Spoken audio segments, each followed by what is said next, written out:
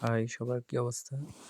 ইউকেতে মা প্রায় আপনার সুপার শপগুলোতে এই ধরনের ফুড কোর্টগুলো থাকে এবং এরা হচ্ছে আপনার বিভিন্ন স্পেসিফিক ফুড ব্র্যান্ডের। তারা তাদের খাবারগুলোকে টেস্টিং পারপাসে আপনাকে ফ্রিতে সার্ভ করে।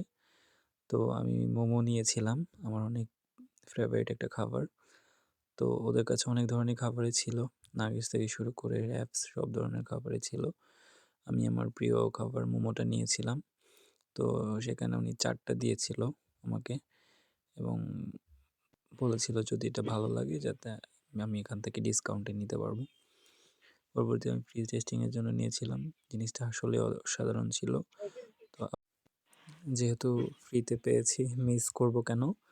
আর বুঝিনি তো ইউকেতে সবকিছু অনেক এক্সপেন্সিভ। সেখানে পানিও আপনাকে যদি বাইরে যান কিনে খেতে হয়। সেখানে আপনি খাবার ফ্রিতে পেলে এটা আসলেই মিস করা উচিত না।